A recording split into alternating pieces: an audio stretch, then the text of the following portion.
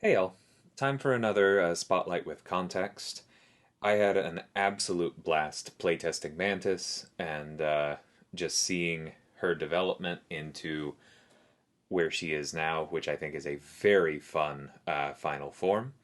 And I'd love to talk y'all through exactly what this is going to mean for the contest, because I think that she is very unique and very interesting. And if she's the kind of champ that you enjoy, very, very fun. So, first thing that we're going to talk about is just touch on prestige because her prestige is fine. Like, she's in the top 20, just above Sam Wilson, which is not bad if you want to give her a lot of SIGs, but is not a prestige rank up for most alliances that care about prestige. And I feel like that's all we really have to say there. So, moving on, let's just talk about strengths and weaknesses. Emotional control, read that as more control over the AI. Now, infuriate and intimidate are not perfect tools. They do not give you absolute control over what the AI does, but they do make things a little bit more predictable. And Mantis is quite good at messing with the opponent's AI. It is possible to move between infuriate and intimidate and get your intercepts or your blocked hits without too much trouble. I have made no secret over the fact that I do not think that Hercules' expanded intercept windows are particularly good for the game. Mantis doesn't have those, but it still feels good getting those intercepts with her and moving from one to the other. These are very powerful abilities, and she has good access to them. So, Tranquilize, we do need to talk about a little bit. Like it says, this is basically the debuff version of Neutralize. It reduces the ability accuracy of debuffs.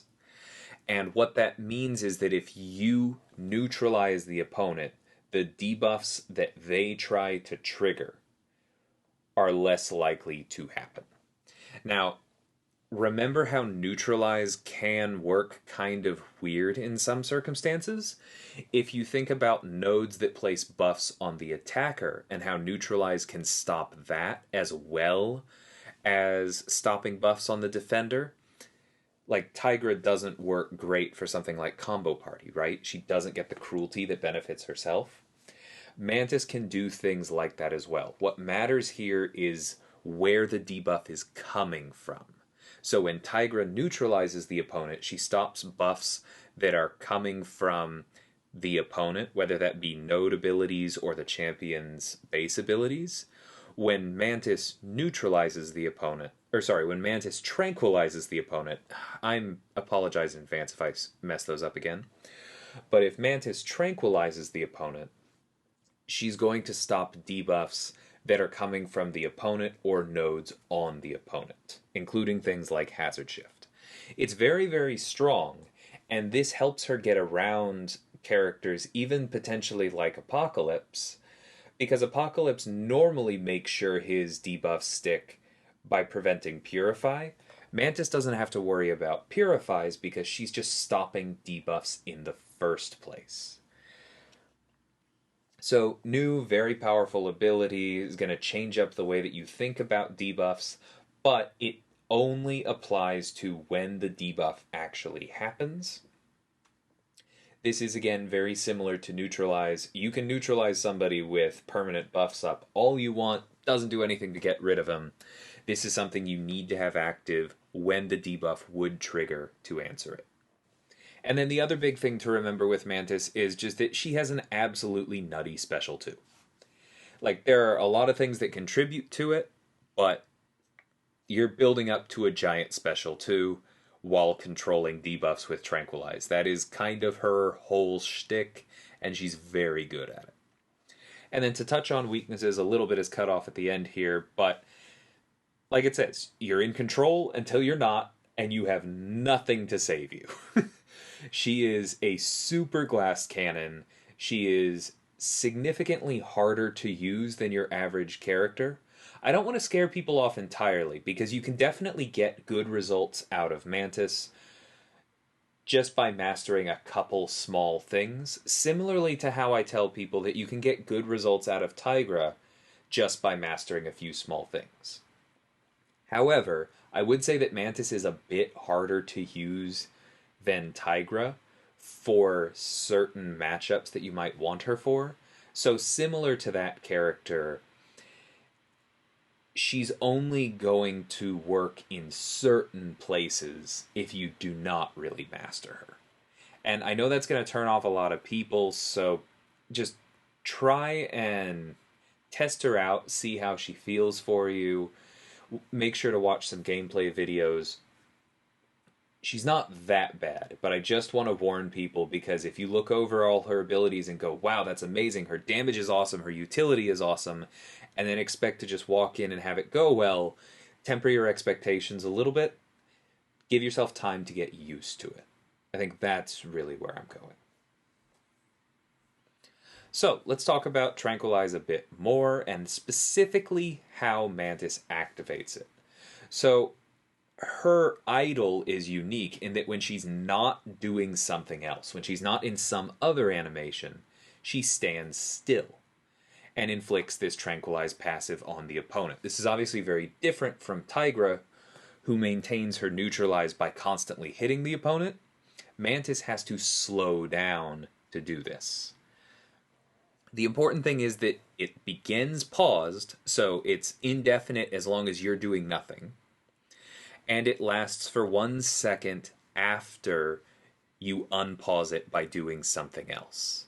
And what this means is that if you slow down your combos and leave just a tiny, tiny amount of room between your medium and your light attacks, you can actually re-up Tranquilize every time, and then it will last for a second, covering your next basic attack. Now, that is a very unique skill. So, a lot of people are just not going to get that down. I myself am not perfect at it after playing with her for a little bit, but I want to call out that it is possible, because if you master that, you can have 100% uptime on 100% Tranquilize against science champions, even while hitting them, despite this being an ability that is explicitly tied to her not doing something else. It is possible to do that. For most of us who aren't going to commit fully to that playstyle, what this basically means is that if you're facing somebody like Void, you just need to pick your moment to maybe like parry stun him so that while he's stunned, you can just stand still for a minute and get your Tranquilize up, stop the debuff from landing on you in the first place, and then resume. So there's this very high level way of playing her, but if you just pick your moments for isolated periodic debuffs, she can still be very, very good at those. This also applies to something like Encroaching Stun if you can time it properly. And like it says, she can also toggle her ability to stand still by double tapping block.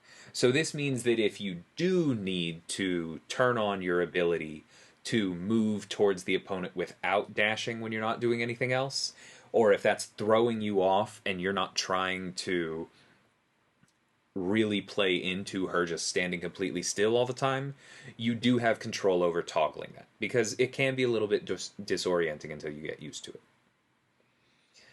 And then like it says, as a defender, this works a little bit differently, and you just have this permanent Tranquilize on you as an attacker. Not super fun, because it's basically, you know how often Domino makes your parry fail? This is 40% stronger than that, but it is just for debuffs. So your other abilities are completely unaffected, but it is difficult to stick parries against her. If you're a science champion, you probably just flat out can't do it. Note that this is an ability accuracy reduction, so somebody like Longshot or Sorcerer Supreme who has extra ability accuracy, or is just immune to ability accuracy reduction, is going to be fine here. Tranquilize is going to bounce off certain characters or nodes, like Mysterio or Force of Will, the same way that Neutralize does. You can really think of them as sister effects in that way. And then, of course, while the opponent has a regen effect, this Tranquilize is removed. This doesn't count Salve and Willpower, that would be a freebie, but it does mean that if you are using somebody like an Angela running the Liquid Courage Masteries, potentially, or just any mutant that bleed or that regens long term, like Sauron or Toad or Wolverine, there are a number of options that allow you to just completely turn off this Tranquilize and trust your debuffs again. And then, like it says, whenever the opponent fails to inflict a debuff due to ability accuracy reduction, as long as Tranquilize is up, then you're going to put one indefinite mixed emotions passive on the opponent. And that is a good segue into why we care about mixed emotion passives. So you can get up to 20 of them. Easiest way to do it automatically, maybe not easiest way, but the way this happens automatically is by you just preventing debuffs. However, you can also build them up very actively. Like it says, if you dash back after landing your first, second, or third light, then you get this Infuriate. So if you finish the combo and land that fourth light, this doesn't happen. So this is somewhat similar to Hercules's, but it happens more often. If you don't want this to happen, you really need to make sure to finish your combos or stick to mediums. And that is going to make the opponent more aggressive, as normal with Infuriate, and you get 50% offensive ability accuracy reduction. So not quite as strong as Hercules's, but Herc. Anyway, so note the very long 14-second cooldown relative to the 7-second duration. So it might look like this is kind of hard to keep up. We'll get to that in a second, but intercepting the opponent while they have this Infuriate on is going to give you 2 indefinite mixed emotions passives.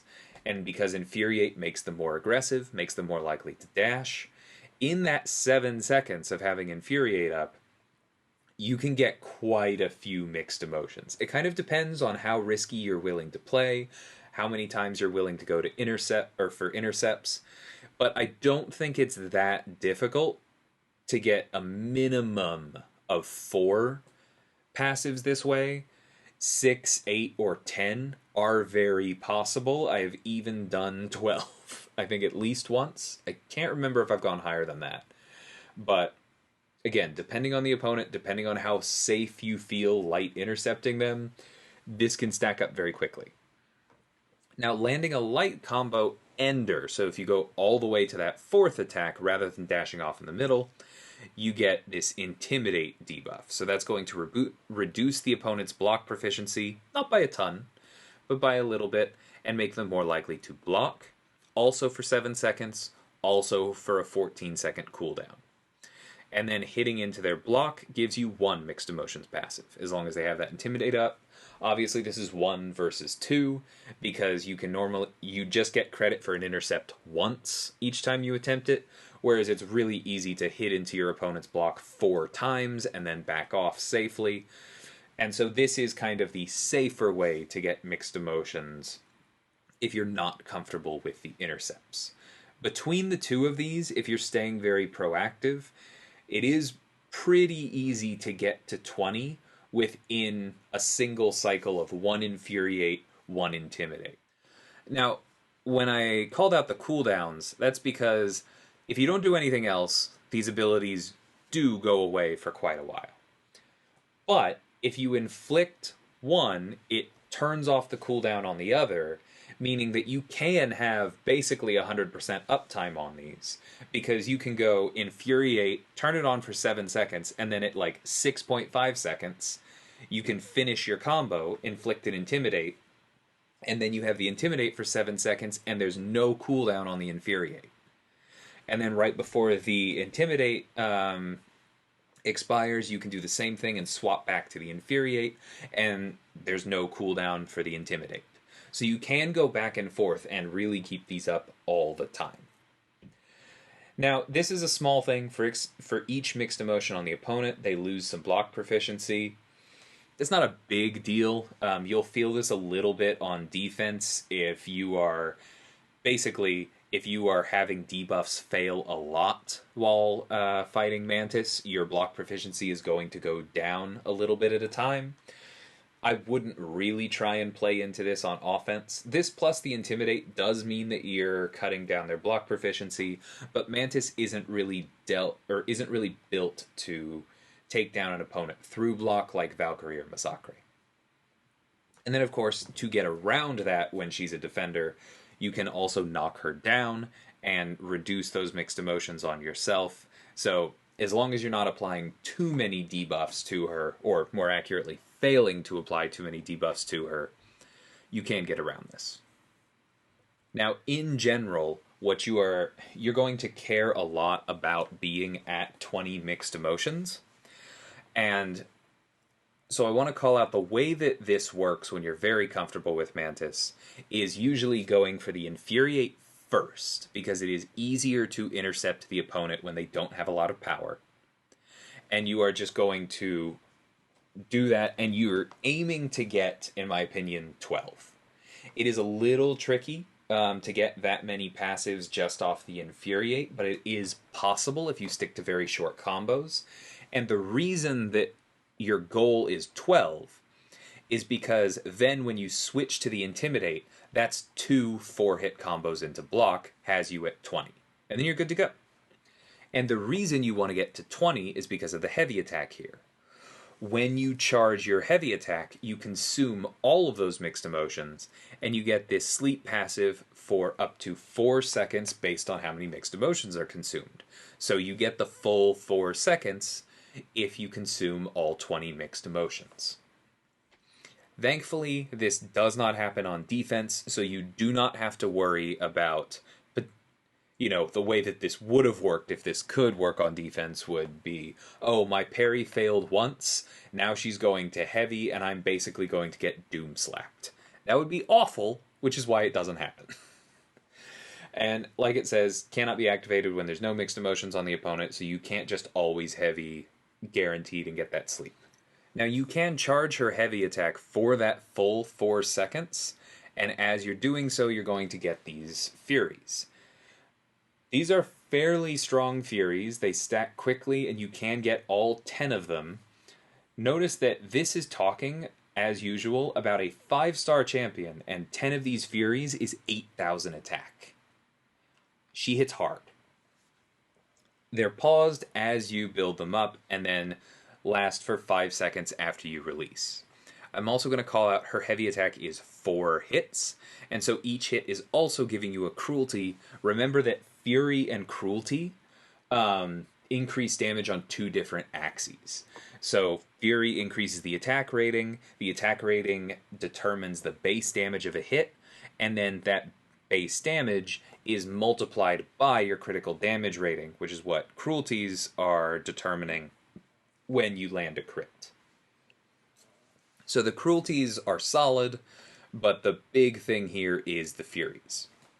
You can only get 2 of them, so even though her heavy attack is 4 hits, it's important to note that you're only benefiting from 2 of these at a time. We should also talk about sleep for a minute, because it looks a lot like stun, it functions a lot like stun in a lot of ways, but it is not a stun. Not really. Because this does get around stun immunity. You can put a Nick Fury in his second life to sleep. You can put a Hood who's invisible to sleep, although I'm not sure I'd recommend that. And you can use this on the boss node in Alliance War. However, it's also different from stun in that it goes away as soon as you hit them, because turns out hitting somebody in the face does wake them up. Most of the time. And so you need to think about this as kind of like a stun, but not really. And just keep in mind that it is a separate ability, but it is very, very powerful, because the same way that stuns are key to giving you openings, sleep is also very good at generating openings. Now, I'm actually going to do the special attacks out of order, because we just talked about how the heavy works and how it gives you these cruelties, these furies, and you can charge it for a really long time. We also talked about how there's no benefit for landing your heavy after those first 2 hits, really. And that's because the goal is to cancel it into your special 2 after the first 2 hits. Because if the special attack is activated during her heavy, then the special 2 is guaranteed crits. So you don't have to worry about if it crits, it's going to. It's going to benefit from those 2 cruelties you have. It's going to benefit from those giant furies you have. The goal of this character is almost always build to 20 mixed emotions, go to charge heavy the entire time that the sleep passive is up, release the heavy, let the first 2 hits land, activate the special 2, watch big yellow numbers. It's very simple, very effective, very fun. And it does unfortunately mean she's pretty darn good with power starts. She's good with power backs and recoil, but not as good as you might think, because while this will give you another special and you can throw it again if you have a good opening, that part is nice. You don't have the guaranteed opening from your sleep passive unless you've somehow built up more mixed emotions. So you pretty much have to start over again if you don't get that special 2 right away. Now, that can happen because maybe the opponent stands up from getting hit with your special 2 and then they run in, you throw another one right away. Cool. You're still going to get the furies, you're still going to get the cruelties, but it's probably not going to be guaranteed critical hits because unless they play perfectly into you and let you parry again so that you can throw a safe heavy to cancel out of, it's not going to be those guaranteed crits. Additionally, while the recoil masteries are nice for her, those benefits increase attack relative to base attack. And as we just talked about, a 5-star Mantis gets over 8,000 attack from her Furies. The small extra amount that she gets from Liquid Courage, Double Edge, and Recoil, I'm not going to say it never matters, but it matters a lot less for her than it does for somebody like Hercules or Red Hulk or Corvus. But point being, I think she is more good with power backs and power start than she is good with recoil. You're going to see a lot of people running her with recoil because big yellow numbers means recoil, but she's really not getting that much out of it, and I think that's just important to keep in mind if that is something that matters to you in Battlegrounds or in War. So to talk about the special 1 second, the reason I talk about this second is because that's where it is in her kit, really. It costs less power, but this is one that you are only ever going to use for utility. We'll talk about the encroaching sleep thing in a minute, but note that the same way Tigra benefits so much from the Jabari synergy, because it gives her a way to remove permanent buffs that slip through her neutralize, Mantis really benefits from this ability to purify 2 debuffs on the special 1. Because if anything slips through, she doesn't have, like, her Tranquilize is not enough of a defense anymore. But she can purify, and if she doesn't purify, she can cleanse. And then that's just sitting there catching any stragglers that get through the Tranquilize. So if your primary concern is debuff control, the special 1 matters quite a bit. But if your Tranquilize is handling it for you, then you can focus on the special 2. And then similar to how preventing debuffs with Tranquilize grants you mixed emotions, this is also going to grant you mixed emotions. If you stop a debuff, you get a benefit. That part is fairly simple. So now let's talk about the special 1 and how it inflicts encroaching sleep. This is very similar to encroaching corruption or encroaching stun. If it expires and you are not, if it expires and the opponent is not in the middle of a special attack, bad things happen. And again, this does get around stun immunity. So using a Nick Fury or a Hood or a Hercules is not necessarily going to save you. And that 2 seconds is not reduced by Limber, so you are open to get hit for that entire 2 seconds if this triggers when she's defending. That said, as long as you have a special, it's not that big a deal. And she has this extra carve out where the passive is removed even if it hasn't expired yet, as long as she's struck, or whenever she's struck by a special while the opponent has a prowess. So, any of your mutants with prowess, you can fire off a special as soon as you have it. You don't have to try and time it perfectly, and then you don't have to worry about encroaching sleep. So that part is really nice, makes mutants that much better against her. If you have a mutant with both prowess and regen, like we talked about earlier, you're probably just going to cut through her. So, like, this is potentially a very annoying defensive mechanic. We all know how annoying Null's encroaching corruption can be on defense, but there's a carve out here, and as long as you have a counter that can satisfy that carve out, basically all you're left with is a very fragile champion that you're going to take down very quickly. I don't see her being super relevant on defense in war or in battlegrounds, except in very specific cases. But it's good to understand how that works so you don't get wrecked by it. Special 3 is basically just kind of a backstop. You get a full-on Tranquilize debuff with 100% potency for 26 seconds. Now, note that because this is a debuff, it stacks with the passive she already inflicts, and so against a science character, you could get up to 200% Tranquilize if that really mattered. The odds of that mattering are very low, because you have to get all the way to the Special 3 before you can get this up. Similarly, if you're facing a non-science character, and you're dealing with a lot of debuffs, it's going to have to be a somewhat special fight where shutting them down for 26 seconds after you get to your special 3 is worth it, but you somehow were fine for all of the time it took you to build a special 3. It's not that this will never have applications, because it's very powerful. I do absolutely expect this to come up in endgame content or something like that.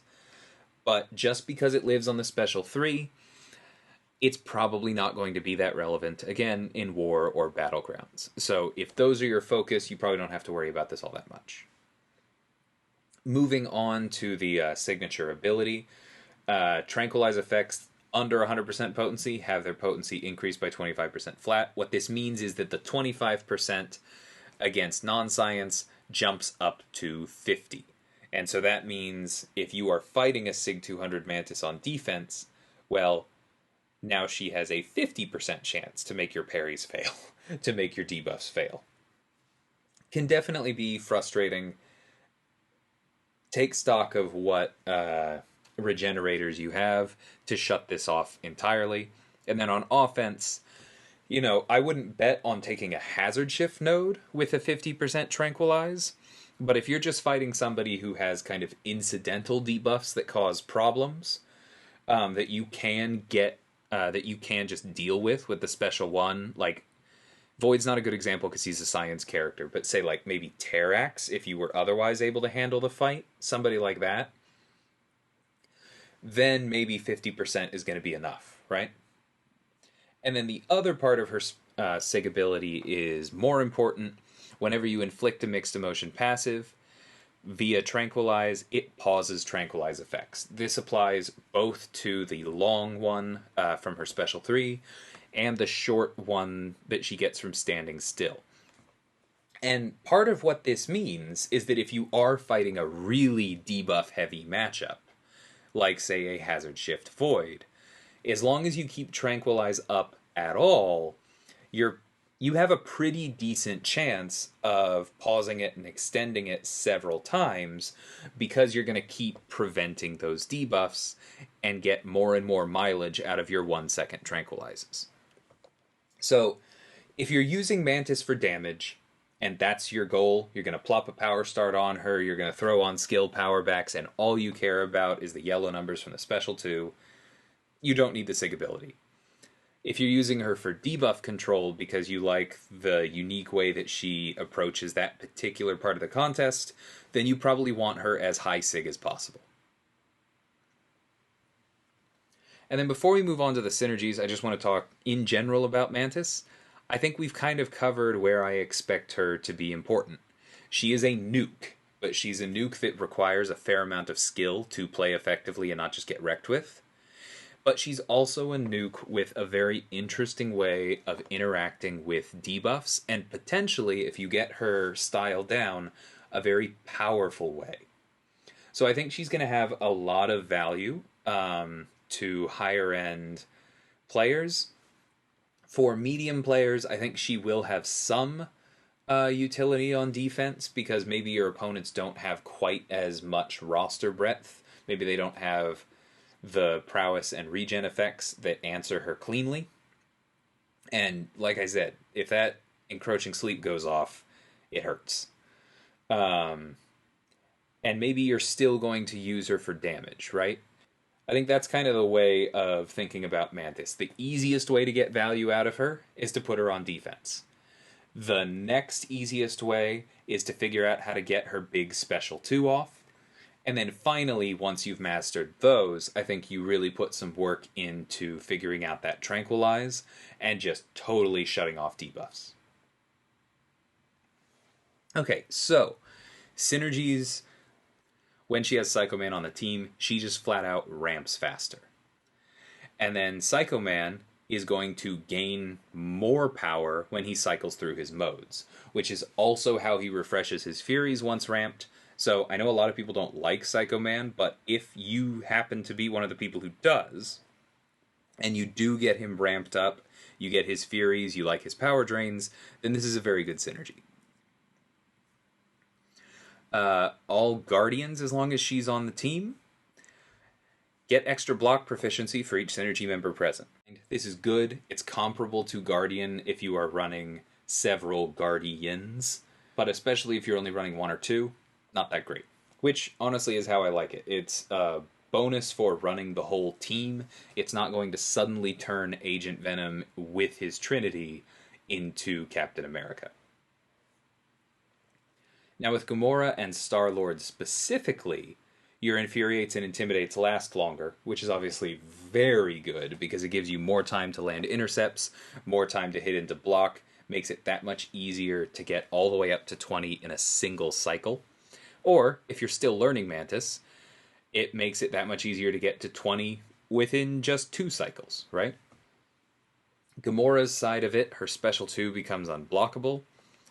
Unblockable specials are nice. You often don't need that with Gamora, but this does mean that she can potentially get around auto block before she has her True Strike active. That could be huge in certain circumstances.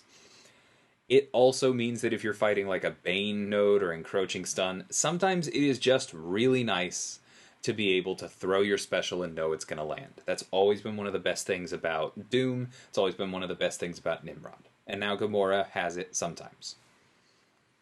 And then for Star-Lord, you now get to cycle between your various effects. Obviously, very good. Probably the worst part about his existing kit, besides the fact that it's old, is how random the Special 2 and Special 3 effects are. Now they're not. I also just want to say, I've heard several people say, oh no, this means Star-Lord is never going to get reworked. Please don't go there. Nobody is saying that. This is not going to be the last bit of love he ever gets.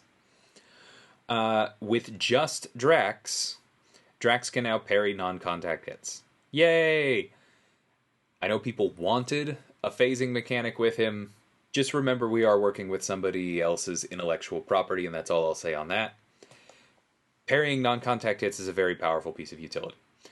For Mantis specifically, you get even longer to charge your heavy, which means that you can get the full 10 Fury ramp up without getting to max mixed emotions. Very good. With Rocket, you are more likely to crit as long as you have a cruelty up. Again, this is useless if you are canceling into her special 2 for the guaranteed crits.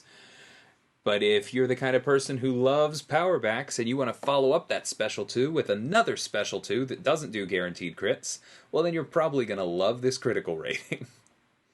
And then for Rocket, the power drains on the special 1 are cheaper. It's very good if you are using Rocket for power control. And then she has a couple generic ones, and that's pretty much Mantis. She is relatively simple in her overall concept. She has 3 basic abilities: AI control, debuff control, damage. The way that she engages with those is going to take a fair amount of skill on the side of the player. But if you get it down, I think she can add a lot to your roster. She has completely new effects that nobody else has had before. And at the end of the day, even if you only get them down a little bit, you still have a champion that can do nutty damage. And that does add value to most rosters. So I hope you guys are a bit more excited about Mantis. I'm sorry if I've talked anybody out of her. That is not my intention. I do want to reiterate. If you're at all interested, please try and play her. Get her down. It's not that bad. I just want to make sure that people don't get their hopes up and then are sad when they go to play her and find out it's hard. Because it is. But I do think it's worth it. And when y'all go to open crystals, whether it's soon or quite a ways from now, good luck. Hope a bunch of you can enjoy this very fun character. Until next time, thanks so much for watching, and take care.